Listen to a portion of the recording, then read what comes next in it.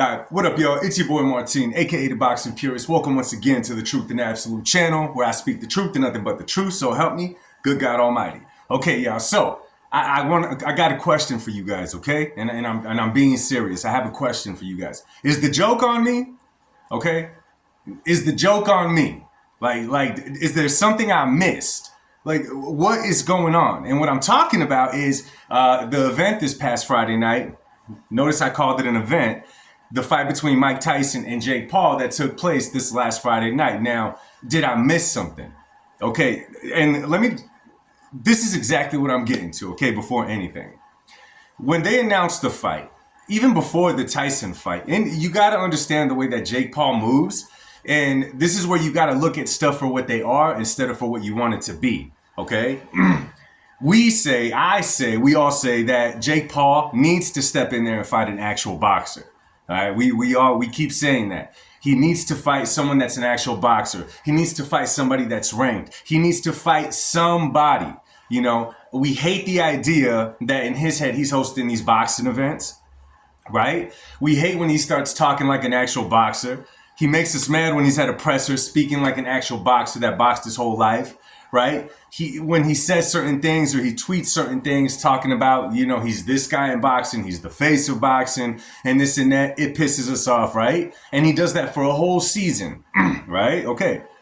All that is intentional. All that is part of the Jake Paul show. And I kind of thought that most of us knew that. Right? Like, we knew this already. Of course, sometimes we speak out of emotion, and I do too. But the reality is that Jake Paul literally built a career off of being a troll. Okay?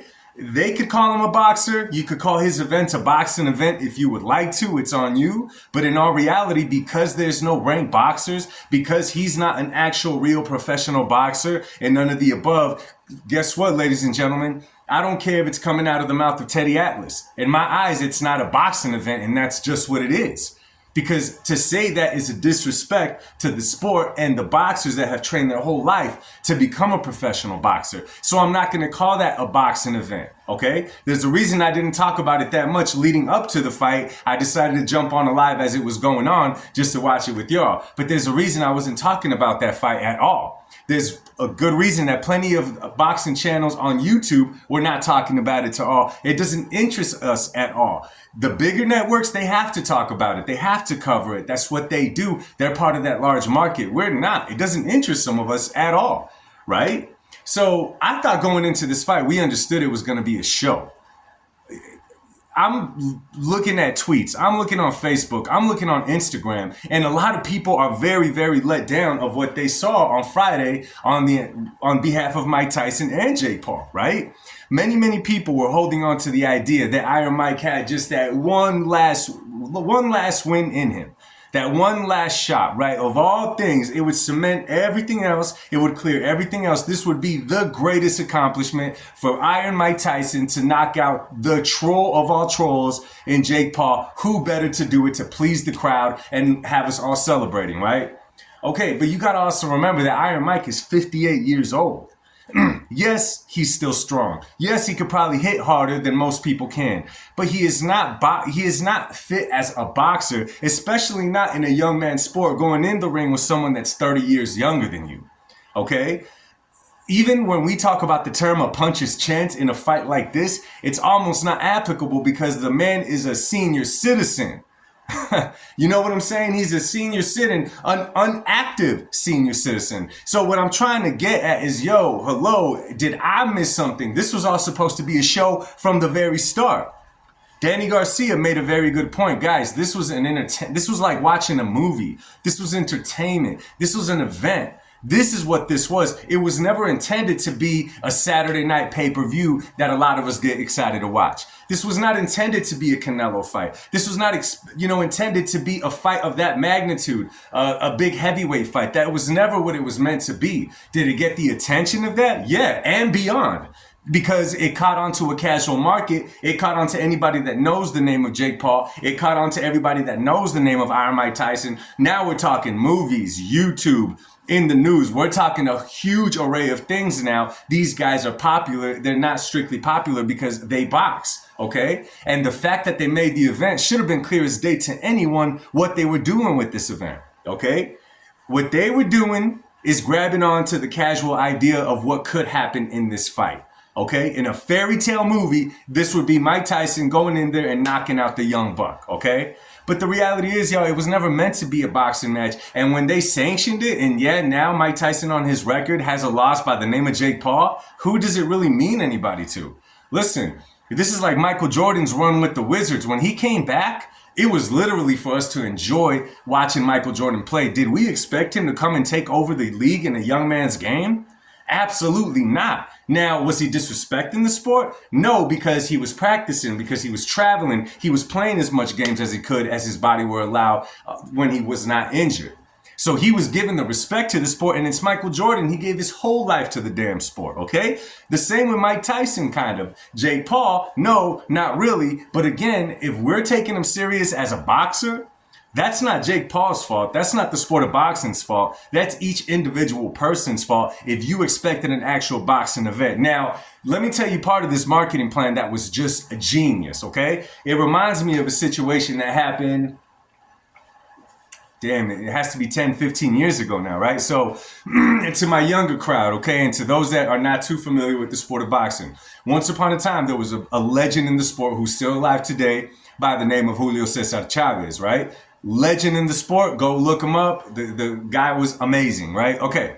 Later down, so the name of Chavez, hold on to that, lives on in the sport of boxing to all the real boxing fans. He doesn't got to be your favorite. You respect him as a fighter, right? Okay. So down the line, he had a son by Julio Cesar Chavez Jr. A lot of you guys remember Junior. Most of you guys know who Junior is now here on this video, right? So Junior starts winning, all right? He starts getting up some decent wins. And he was a weight bully in the middleweight division, okay? That's real clear cut. He wouldn't step on the scale fight night. He didn't do none of that. He was just, the guy was privileged in the sport. But he got some good wins knocking out smaller guys. Well, there came a time where he got in the ring with the middleweight at that time who was just knocking people out. He was doing the impossible, and he was a little older.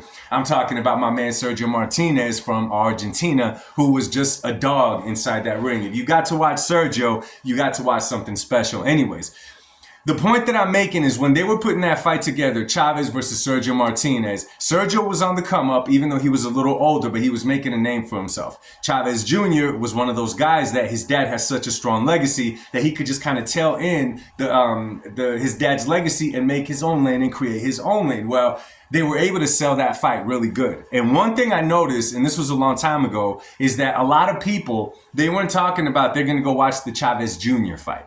Okay, a lot of people want to say, "Oh, I'm going to the Chavez's son fight." No, or yeah, that, no.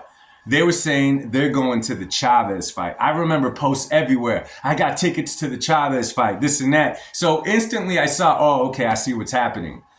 They don't, I guarantee you they're not people that watch Chavez Jr. because you knew going into there he wasn't going to create his father moment, so to speak, right? You knew that chances were he was going to get served up by Sergio.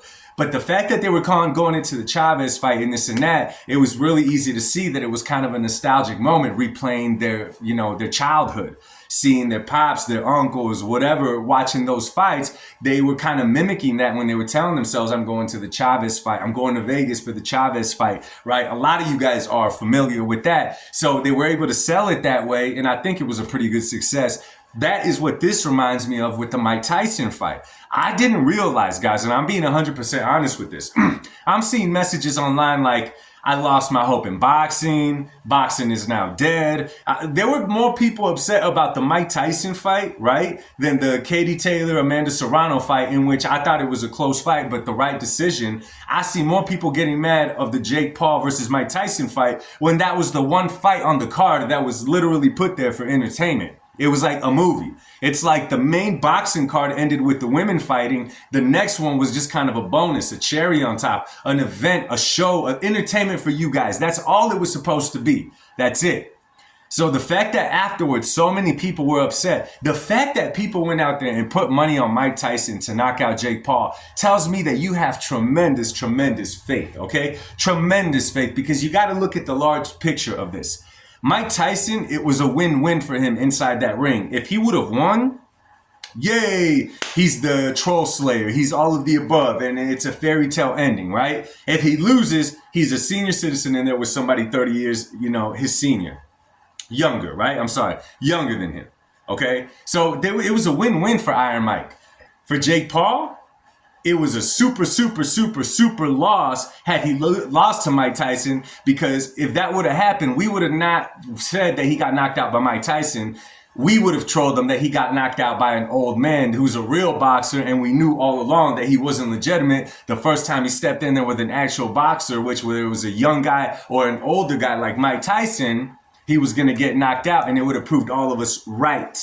You don't think Jake Paul saw that? You don't think Jake Paul saw that? However, Jake Paul could have stopped Iron Mike Tyson by overwhelming him inside that ring, and he chose to not do it. So what did I tell you? That's not a real fight, ladies and gentlemen. It's for entertainment purposes. It's supposed to be a cash out for Iron Mike. Here's your $20 million. And now Jake Paul, in his eyes, opens the doors even more to higher trolling and getting more money fights. There's a reason that right after the fight, he said that now he doesn't need Canelo. Canelo needs him. That line was planned from the very beginning when they were putting the fight together and they had the desk in the corporate office. That line was talked about there. You better believe it. That was the intention all along, right? That was the intention all along. Okay, so what I'm trying to get at, y'all, if they were able to sell you this as an actual boxing match, then I'm sorry, the trick's on you, or maybe it's on me, okay? But I didn't expect, this was not a real boxing event, people. We have boxing events with real boxers who are active, that are real entertaining to watch, that you could get into and have a good time watching it and become a fan of the sport. Don't watch an entertainment just because they put the name Tyson behind it and Paul behind it and it makes it appealing. That's not boxing, ladies and gentlemen, okay? So boxing did not fail you. It was your trust in Paul and Tyson and this whole event that they sold to you. That's really what it was. So let me know what you guys thought of the event, man. Am I the only one that thought from the beginning it was just meant to be a show? Or did some of y'all really think that this was a fight? I think a lot of people got mad because they lost money when they were betting on this fight. They see Mike Tyson with the mitt work. They see Mike Tyson hitting the bag. They see Mike Tyson doing all of that, and they just assume inside the ring that he's going to be nailing Jake Paul the same way. Remember, guys, it's different when someone's holding target mitts for you, and another thing when you actually got to chase the target and open the target up. Two whole different worlds, y'all. Anyway, y'all, drop a comment down below. Subscribe if you're not already. Share this video with people who are having trouble allowing, saying the outcome of this fight. You know what I'm saying? Maybe they're happy, maybe they're not. Maybe they want an explanation.